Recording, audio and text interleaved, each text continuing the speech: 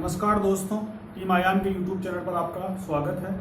Indian geography में हमने अब तक भारत का भौतिक विस्तार देखा और बाकी की सामान्य जानकारियों को पढ़ा।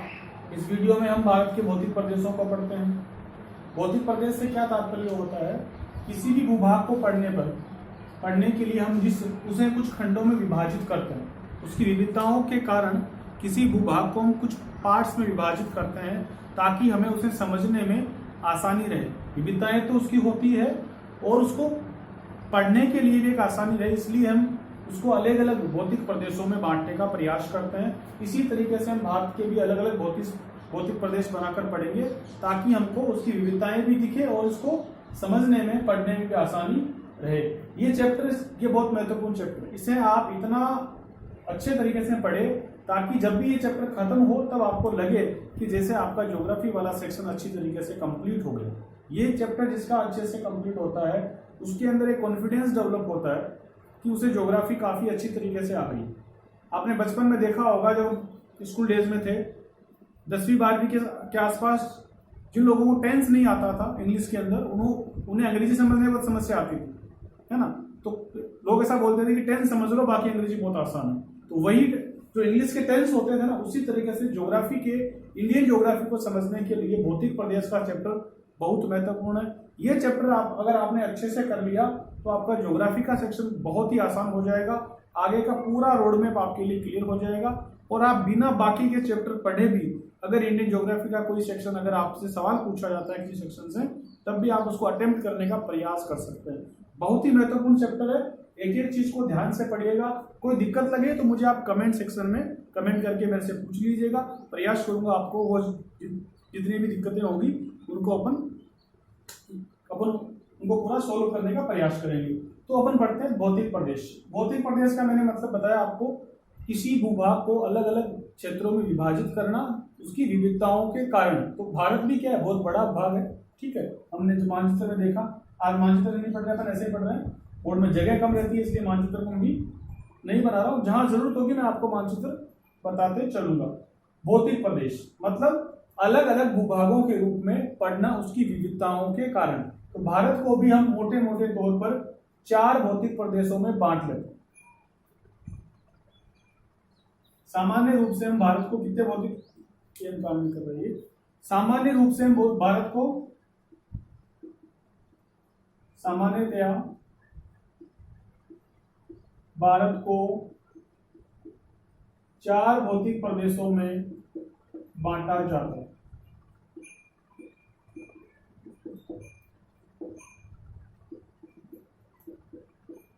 सामान्यतया भारत को 4 भौतिक प्रदेशों में बांटा जाता है। कौन कौन से हैं वो 4 भौतिक प्रदेश, ये देख लेते हैं अपन।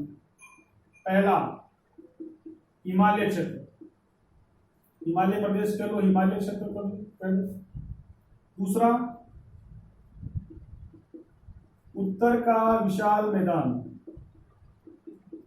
उत्तर का विशाल मैदान, ये भारत के भौतिक प्रदेश हैं। तीसरा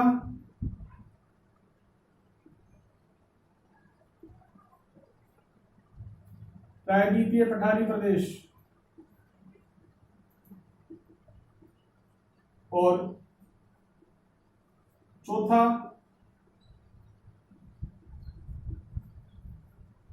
तटीय भाग एवं द्वीप समूह। चौथे भाग का नाम क्या है, तटीय भाग एवं या तटीय प्रदेश कर लो, एक ही बात रहेगी। तटीय भाग एवं द्वीप समूह, ये भारत के 4 भाग हमने भौतिक प्रदेशों के अंतर्गत मोटे मोटे तौर पर, सामान्यतया भी इसको इस तरह से करके पढ़ा जाता है। तो भारत के भौतिक प्रदेश अपने कितने बना लिए, 4 बना लिए। हिमालय प्रदेश, हिमालय का क्षेत्र, या आप सिर्फ इसको हिमालय कह लो, एक ही बात है। उत्तर का विशाल मैदान, प्रायद्वीपीय पठारी प्रदेश और तटीय भाग एवं द्वीप समूह। मानचित्र में इनकी दिशा भी आप कैसे लिखेंगे, उत्तर से दक्षिण रखोगे। ऊपर वाला हिस्सा हिमालय प्रदेश, उसके बाद उत्तर का विशाल मैदान, उसके बाद प्रायद्वीपीय पठारी प्रदेश और उसके बाद चौथा तटीय भाग एवं तटीय मैदान या तटीय समूह आप कह सकते हो। उसमें द्वीप समूह भी आएंगे। मैं मानचित्र में आपको बता देता हूं कैसे कैसे ये पार्ट रहेगा। अपनी किताब का मानचित्र रेफर करेंगे बार बार। ये जो हिस्सा है ये हमारा भारत का मानचित्र है, यहाँ देखिए आपका फिजिकल मैप इस तरह दिखेगा। ये जो हिस्सा है इसमें दिख देगा ढंग से, यूं कर, ये जो पार्ट दिख रहा है आपको, ब्राउन सा पार्ट दिख रहा है, ये हिमालय है, ठीक है। ये जो ग्रीनरी का पार्ट दिख रहा है आपको, ये उत्तर का विशाल मैदान है, मोटे मोटे तौर पर इसको मान लीजिए। और ये जो दिख रहा है येलो वाला, ये वाला पार्ट, ये जो है ये प्रायद्वीपीय पठारी प्रदेश है।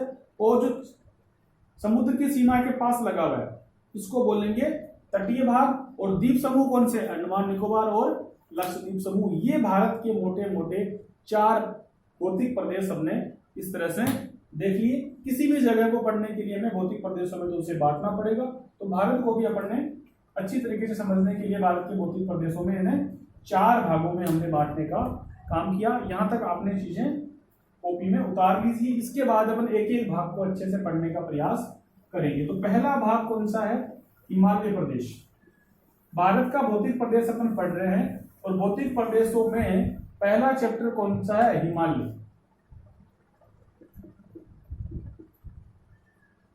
हिमालय देखो, पहले नाम वही काम जो आपको हमेशा करना है, उस शब्द का अर्थ निकालने की कोशिश करो। हिम आले, हिम का मतलब होता है बर्फ, आले का मतलब घर, बर्फ का घर। तो एक बेसिक अर्थ आपने निकाल लिया। हालांकि ये वाला अर्थ अपने को यहाँ कोई बड़ी जानकारी नहीं दे रहा, तो यहाँ पर अपने को टेंशन लेने की आवश्यकता नहीं है। शब्द का अर्थ आप जानते हैं, नॉर्मल अपन आगे बढ़ते हैं। हिमालय भारत का उत्तरतम क्षेत्र, भारत का उत्तरी भाग जो है ना, आप सब जानते हो ये हिमालय।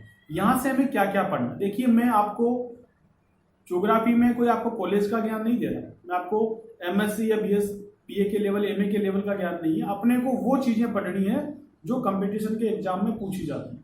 यहाँ अपने को रिसर्च करने नहीं बैठना चीजों को। कुछ विद्यार्थी क्या करते हैं, जब इस चैप्टर को पढ़ना शुरू करते हैं, सब्जेक्ट को पढ़ना शुरू करते हैं, उसी के अंदर डूब जाते हैं और अपना पूरा टाइम उसी सब्जेक्ट पर लगा देते हैं और बाकी के सब्जेक्ट उनसे छूट जाते हैं। अपने को ऐसा नहीं करना, अपने को वो हिस्से पढ़ने हैं, वहीं तक पढ़ना है, उसी लिमिट तक पढ़ना है जहां तक अपने एग्जाम में सवाल आ सके। यहाँ आप भी प्रयास करिएगा, जब भी किसी चैप्टर को पढ़ो, किसी सब्जेक्ट को पढ़ो, उसको जीएस के हिसाब से पढ़े, ठीक है। उसको जनरल नॉलेज के हिसाब से पढ़े। जीएस थोड़ा सा उससे और आगे जाके होता है, जनरल स्टडीज के हिसाब से पढ़े।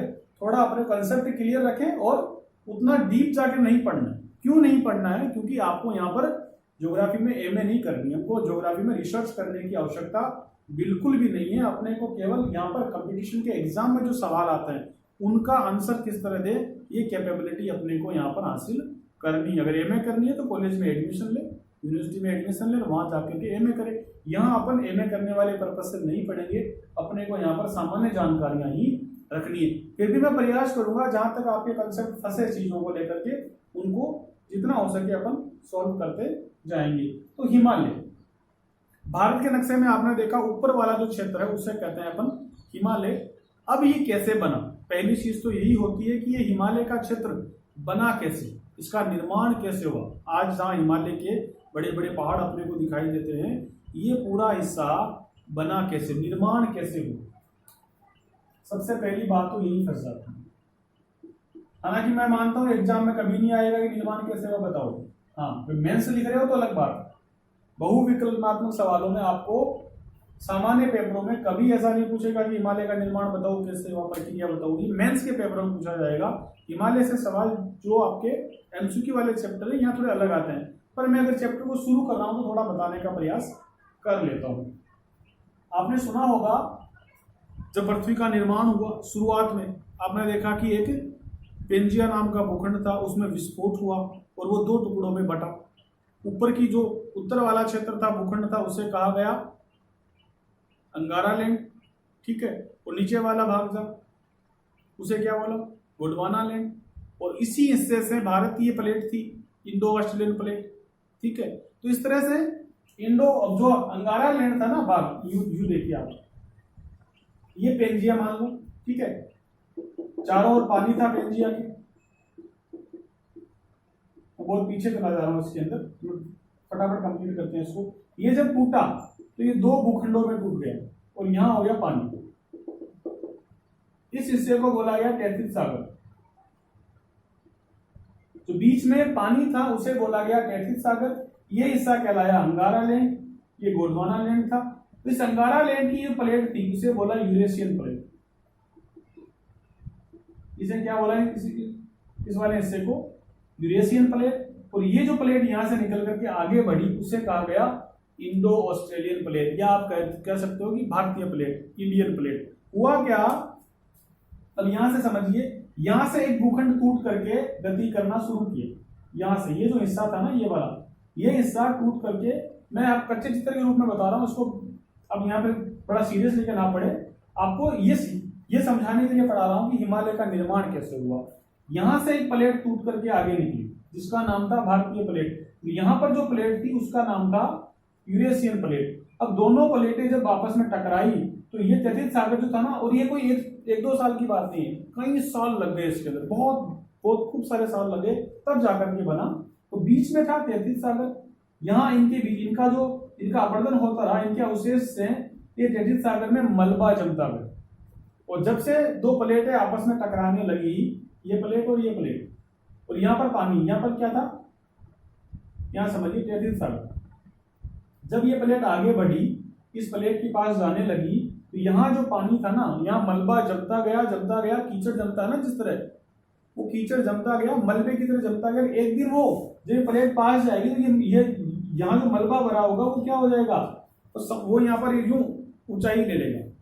अब देखते हो कई बार जब आप कीचड़ में दो चीजों को यूं करते हैं तो बीच में जो गाढ़ा पदार्थ होता है ना कीचड़ का, वो ऊपर की तरफ आ जाता है। ऐसा ही कुछ तैतीस सागर के अवशेषों में हुआ, और वो ऊपर होते होते आज हमारे सामने हिमालय के पर्वतों के रूप में।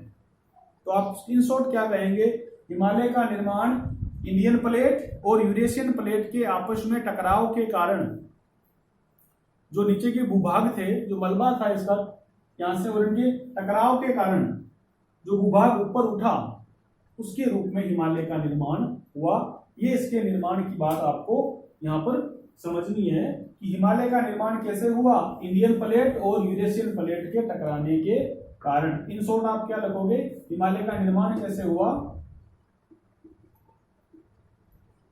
इंडियन प्लेट और यूरेशियन प्लेट के टकराने के कारण, प्लेट के टकराने के कारण।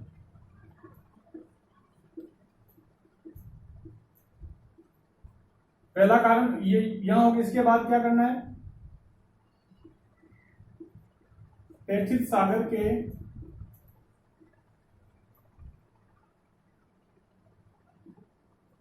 मलबे का ऊपर उठना, और भी यहां पर भूगर्भीय क्रियाएं हुई, उनका भी योगदान रहा। ये एक मेन चीज मानी जाती है। ये संकल्पनाएं हैं, ध्यान रखना यहाँ पर, इसको आप 100/100 सही मानकर चलना पड़ेगा। संकल्पना है यहाँ पर, ऐसा नहीं ऐसा हुआ तो आप 4-5 सवाल और पूछ लोगे, ऐसा हुआ होगा वैसा हुआ होगा। अपने को यहाँ दिमाग खर्च नहीं करना। जब हमारे वैज्ञानिकों ने रिसर्च किया है, उन्होंने मेहनत की है, तो उनकी संकल्पना ही है। और संकल्पना का मतलब क्या होता है, अच्छी कल्पना। कल्पना भी इसमें सब जुड़ा हुआ है। संकल्पना का मतलब अच्छी कल्पना। तो उसकी बात भी 100/100 सही हुई, कोई जरूरी नहीं है। हो सकता है कल को नया वैज्ञानिक आए और इससे बढ़िया बात कह जाए, और जो इसमें क्वेश्चन मार्क लगेंगे उनको ठीक कर जाए, उसकी बात मान लेंगे। आज की तारीख में यही संकल्पना है कि इंडियन प्लेट और यूरेशियन प्लेट के आपस में टकराने के कारण हिमालय का निर्माण हुआ। ये बात आप इन सब याद रखिए कि इन दोनों प्लेटों के टकराने के कारण ही हिमालय का निर्माण हुआ। ये हमने बात पढ़ी हिमालय के निर्माण की। बहुत ज्यादा एग्जाम के लिए इंपॉर्टेंट नहीं है, ऐसे ही चैप्टर शुरू हो रहा तो मैंने बात को आपसे बता दी। अब देखते हैं, विस्तार करते हैं। सबसे पहले पर हिमालय का विस्तार कैसा, मैं भारत में बता रहा हूं। अभी भारत में विस्तार कहां से कहां तक, हिमालय भारत के बाहर भी है, नेपाल में भी हिमालय, ठीक है। तो अभी मैं क्या कर रहा हूं, भारत में हिमालय का विस्तार कहां से कहां तक है, इस बात को पढ़ो।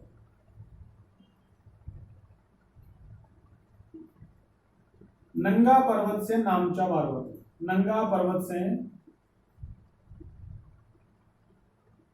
नामचा बारवा, नंगा पर्वत से नामचा बारवा तक। नंगा पर्वत इधर कश्मीर वाले हिस्से में, अभी लद्दाख में है। तो नंगा पर्वत से नामचा बारवा तक भारत में हिमालय का विस्तार है। लंबाई कितनी होगी, दूरी कितनी होगी, 2400 किलोमीटर, लगभग 2400 किलोमीटर की लंबाई में हिमालय किधर, पश्चिम से पूर्व की तरफ फैला हुआ, पश्चिम से पूर्व की तरफ हिमालय का विस्तार है। भारत में किधर, पश्चिम से पूर्व की तरफ नंगा पर्वत से नामचा बारवा, नामचा बारवा किधर आएगा, अरुणाचल प्रदेश, भारत का अंतिम सिरा उधर ही है, तो इसे भी आप याद रखोगे। नामचा बारवा कहाँ है, अरुणाचल प्रदेश, ये सवाल भी पूछ लिया जाता है। हिमालय का विस्तार नंगा पर्वत से नामचा बारवा तक, लंबाई लगभग, दूरी कितनी है इसकी, 2400 किलोमीटर, पश्चिम से पूर्व की तरफ। ये तो हमें क्या मिला, भारत में विस्तार। इसके अलावा आपसे पूछें कि बाकी विस्तार कहां से कहां तक फैला हुआ है हिमालय, इन्हें भी हमें थोड़ा सा याद कर लेता है। देखिए पाकिस्तान में कहां से कहां तक फैला हुआ है, पाकिस्तान में सुलेमान पर्वत है, पाकिस्तान में जो हिस्सा है ना उसे कहते हैं अपन सुलेमान पर्वत तक हिस्सा जो है वहां तक हिमालय पहुंचा हुआ है। अफगानिस्तान में कहां से कहां तक, हिंदुकुश पर्वत, अफगानिस्तान में हिंदुकुश पर्वत इसका हिस्सा है। म्यांमार में अराकान योमा, म्यांमार में क्या है, अराकान योमा तक हिमालय का विस्तार है। और अपने ही देश में, भारत में हम जानते हैं अरुणाचल प्रदेश में नामचा बारवा तक फैला हुआ है, पटकई बूम भी आती है, वो भी इसी का हिस्सा है। ये बड़े बड़े आप तीनों देश में हिमालय के विस्तार को देख सकते हैं। पाकिस्तान में सुलेमान पर्वत तक, अफगानिस्तान हिंदुकुश पर्वत जो है वो भी हिमालय का ही हिस्सा है। म्यांमार अराकान योमा जो है वो भी इसी का हिस्सा है। एक कुनलुन पर्वत श्रेणी है जो आपको उत्तर पूर्व में इधर ऊपर दिखेगी, मानचित्र में जब देखोगे वो भी हिमालय का ही हिस्सा है। यहाँ पर आपको दिखेगा कुनलुन श्रेणी, यहाँ पर आगे जब देखोगे तो आपको यहाँ पर मानचित्र में कुनलुन श्रेणी दिखेगी, वो भी हिमालय का ही हिस्सा है। तो ये मोटे तौर पर हमने हिमालय के विस्तार की बात समझी। इसके बाद आगे चलते, अब कुछ विशिष्ट चीजें आपको देखनी पड़ेगी। हिमालय के जो गर्भ की चट्टानें हैं वो किस प्रवृत्ति की है, हिमालय के गर्भ की चट्टानें किस प्रवृत्ति की है, ये सवाल भी आपसे याद रखा जाना चाहिए। हिमालय के गर्भ की चट्टानें, हिमालय के गर्भ की चट्टानें, और ये आपको बेसिक याद भी रहना चाहिए। जो गर्भ की चट्टानें हैं तो सिंपल सी बात है, आग्नेय चट्टानें ही हो। कैसी चट्टानें हैं, आग्नेय चट्टानें, मतलब हिमालय जो है आग्नेय चट्टानों से निर्मित है। नवीन वलित पर्वतमाला का उदाहरण है, नवीन वलित पर्वतमाला का उदाहरण है, नवीन वलित पर्वतमाला का उदाहरण है। हिमालय नवीन वलित पर्वतमाला का उदाहरण, ध्यान रखना, पर्वतमाला, नवीन वलित पर्वतमाला। कुछ लोगों को लगता है कि हिमालय एक पर्वत है, नहीं, हिमालय एक पर्वतमाला है। अंग्रेजी में जो आप देह का यूज वगैरह करना पड़ते थे ना, उस समय हमने देखा था हिमालय जो है क्या है, माउंटेन रेंज है, ना कि एक माउंटेन है। एक माउंटेन तो माउंट एवरेस्ट है, हिमालय क्या है, पर्वतों की श्रृंखला है। तो हिमालय हमेशा हिमालय पर्वत मत बोलना, तो ठीक है हम जनरली भाषा में बोल देते हैं, पर अगर सही से पूछा जाए तो हिमालय के लिए कभी भी एक पर्वत का नाम मत यूज करना। हिमालय क्या है, कई पर्वतों की माला है जो कहां से शुरू होती है, नंगा पर्वत से लेकर के अरुणाचल प्रदेश के नामचा बारवा तक जाती है। हिमालय पर्वतों का समूह है, यानी हिमालय खुद क्या है, एक पर्वतमाला है।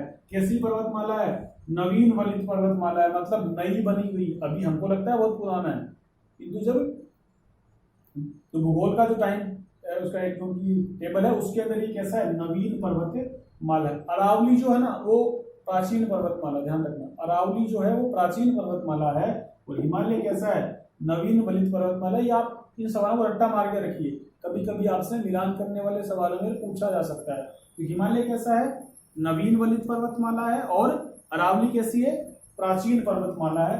इतना सा हमें यहाँ पर थोड़ा सा इनको भी याद रखना है। इसके बाद एक विशेषता और लिख लीजिए हिमालय के बारे में, ये इन शॉर्ट में विशेषताएं लिखा रहा हूं ताकि आपको फटाफट याद, सत्य असत्य वाले कथनों में पूछा जाता है। ये वाला सेंटेंस आपको सत्य असत्य मतलब वन लाइनर नहीं बनते यहाँ से, पर आपके लिए क्या बनेगा, निम्नलिखित में से कौन सा कथन हिमालय के संबंध में सत्य है या असत्य है, वहां से सवाल बनते हैं। और आजकल नया ट्रेंड है सत्य असत्य वाले सवाल पूछने का, इसलिए आपको मैं बता रहा हूं। तो यहां लिखिए सत्य असत्य वाले सवालों के लिए समझना। हिमालय पश्चिम से पूर्व की ओर, हिमालय की पश्चिम से पूर्व की ओर ऊंचाई बढ़ती जाती है। या कैसे लिखोगे, अर्थात पश्चिम की तुलना में पूर्वी हिमालय ऊंचा है। ये बात आप याद रखोगे। जल्दी से किसी को विश्वास नहीं होगा, पर हमको याद रखनी। अगर जिसने बिल्कुल भी नहीं पढ़ा ना, वो सोचेगा कि कश्मीर वाला ऐसा मानचित्र में ऊपर की तरफ है ना, तो अपन हिमालय को इधर यहाँ पर ऊपर करते, पश्चिम की तरफ नहीं। हिमालय पश्चिम से पूर्व की तरफ जाने पर इसकी ऊंचाई बढ़ती है। मतलब पश्चिम की तरफ, यहाँ पश्चिम से पूर्व की तरफ जाएगा तो उसकी ऊंचाई बढ़ती जाएगी। इस बात को सत्य असत्य वाले कथनों के लिए रट्टा मार के आपको याद करना ही पड़ेगा। पश्चिम से पूर्व की ओर जाने पर ऊंचाई बढ़ती है। या फिर सेंटेंस को चेंज करके लिखाएगा, पश्चिम की तुलना में पूर्वी हिमालय ऊंचा है। बिल्कुल सही बात है, 100% बिल्कुल सही बात है। हिमालय पूर्व वाली साइड में अधिक ऊंचा है, ये बात आप याद रखेंगे। अगली लाइन लिख लीजिए वापस। हिमालय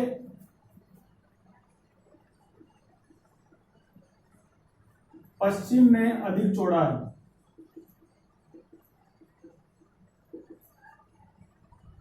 हिमालय पश्चिम में अधिक चौड़ा है और पूर्व में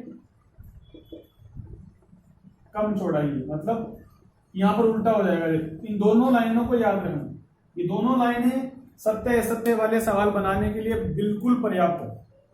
दोनों सेंटेंस सत्य असत्य वाले सवाल बना सकते हैं। सिर्फ दो कथन देना है एग्जामिनर को, उल्टा पुल्टा करना है, या तो दोनों को ऐसे रख देगा तो दोनों सत्य हो जाएंगे, या दोनों को इंटरचेंज कर देगा। इसमें पूर्व का पश्चिम यहाँ कर देगा, यहाँ कर देगा। तो यहाँ ये दोनों लाइनें आपको बहुत ही इंपॉर्टेंट है। प्रशासनिक सेवा की जो तैयारी कर रहे हैं उन लोगों को तो इनको रामबाण की तरह याद रखना पड़ेगा। यहाँ से सवाल बनने का सबसे मुफीद जगह मैं मानता हूँ हिमालय वाले चैप्टर की शुरुआत में। यहाँ से सवाल निकलने के चांसेस बहुत ज्यादा है। क्या करेगा, पूर्व से पश्चिम की ऊंचाई ज्यादा है, कम है, यहाँ से एक सेंटेंस बनाएगा और यहाँ से एक सेंटेंस बनाएगा और आपसे पूछेगा कि कौन सा कथन सत्य है। केवल एक, केवल दो, एक व दो दोनों सही, और डी में ना तो एक ना तो दो, ऐसा करके सवाल यहाँ से बनने के चांसेस है। आप इस चीज को याद रखेंगे। हिमालय की पश्चिम से पूर्व की तरफ ऊंचाई बढ़ती जाती है, मतलब पूर्व दिशा की ओर ऊंचाई बढ़ती जाती है। अब इसको ट्रिक बनाकर कैसे याद करोगे, देखिए माउंट एवरेस्ट सबसे ऊंचा पर्वत है हिमालय में। हम देखते हैं माउंट एवरेस्ट सबसे ऊंचा पर्वत है ना। तो माउंट एवरेस्ट किस तरफ है, माउंट एवरेस्ट किस तरफ है? माउंट एवरेस्ट हम देखते हैं मानचित्र में किधर है, सिक्किम की तरफ हुआ है, नेपाल वाले हिस्से में। और नेपाल किधर है, देखो ये वाला नेपाल यहाँ है ना, और माउंट एवरेस्ट हमको पता है कि नेपाल में इस तरफ होते हुए माउंट एवरेस्ट है, मतलब यहाँ नहीं है। इसका मतलब किधर है माउंट एवरेस्ट, पूर्व दिशा की ओर जब बढ़ते हैं तब माउंट एवरेस्ट सामने आता है। इसका मतलब ऊंचा कौन है, माउंट एवरेस्ट है सबसे ऊंचा।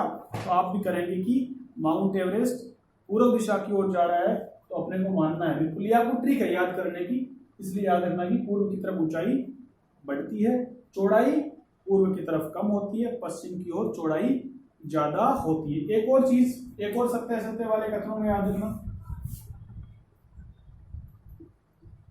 हिमालय के ग्लेशियरों की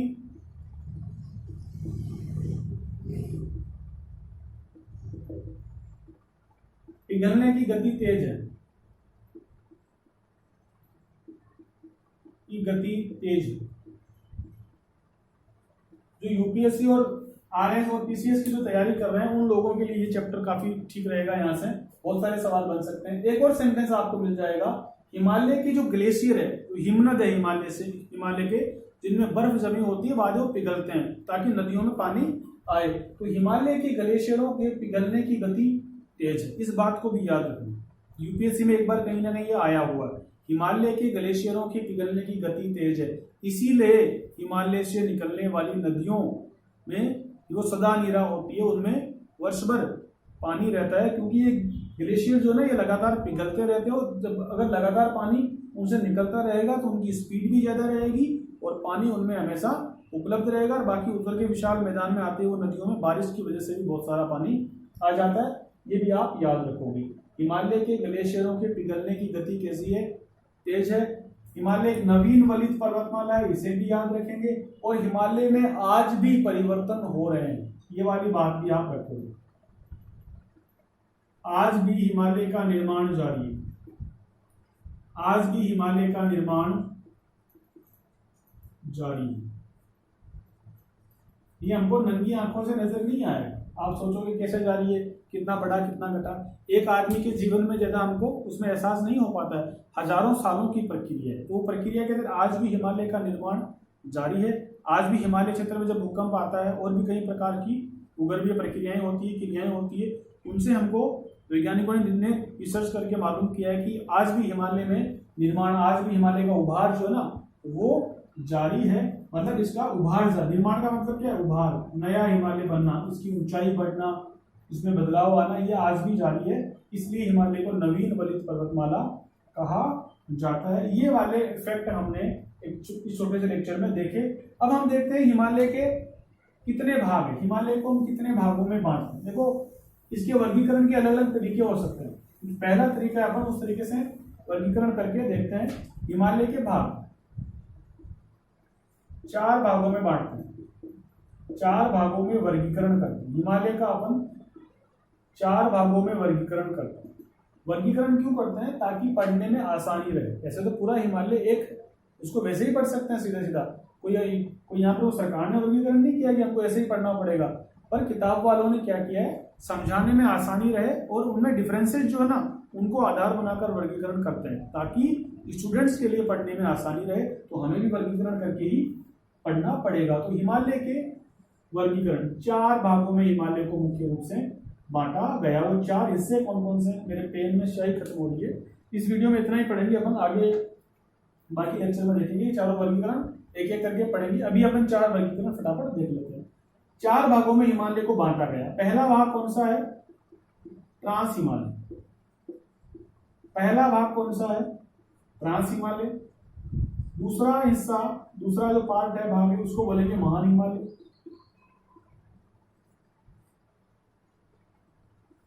तीसरे को बोलेंगे लघु हिमालय। तीसरे हिस्से को क्या कहेंगे? लघु हिमालय। और चौथे हिस्से को बोलेंगे शिवालिक, शिवालिक हिमालय। ये 4 हिस्से अपने देख लिए, ट्रांस हिमालय, महान हिमालय और शिवालिक हिमालय। ये हिमालय का पहला वर्गीकरण अपन देख रहे हैं। ये कैसा? ऊर्ध्वाधर वर्गीकरण, ऊपर से नीचे की तरफ जो वर्गीकरण है। तो ये 4 हिस्से अपने को अगले वाले वीडियो लेक्चर में अपन देखेंगे कि किस तरह से इसमें क्या क्या चीजें हैं, इस वाले हिमालय में क्या चीजें हैं, दोनों अलग कैसे होते हैं और क्या इनकी विभिन्नताएं हैं। इस वाले हिस्से में कौन सा पार्ट आएगा, ये वाला महान हिमालय क्या है, इसके अंदर क्या क्या विशेषताएं हैं, लघु हिमालय की विशेषताएं क्या है और शिवालिक की विशेषताएं क्या है। इन चारों पार्ट की अपन बाकी विशेषताएं अगले लेक्चर्स में पढ़ेंगे। अभी के लेक्चर्स में इतना ही। और अभी इन चीजों को आप जो मैंने विशेषताएं लिखाई, चीजें बताई आपको, उनको सत्य असत्य वाले कथनों के हिसाब से याद करने का प्रयास करें। रिपीट मोड पर रहे। मैंने आपको बता दिया पिछले लेक्चर को सभी को वापस रिपीट करते रहे, एक एक चीज करके पढ़ता रहें। और जहां भी आपको दिक्कत लगे, कोई चीज समझ नहीं आए, तो वीडियो में कमेंट बॉक्स होता है नीचे यूट्यूब में, वहां आप कमेंट कर दीजिए। पूरी कोशिश करूंगा आपके सवालों का जवाब देने की। इस वीडियो में इतना ही। बाकी की चीजें अगले इन 4 भागों का विस्तार से अपन नेक्स्ट वीडियो में करेंगे। तब तक के लिए आपको धन्यवाद। All the best.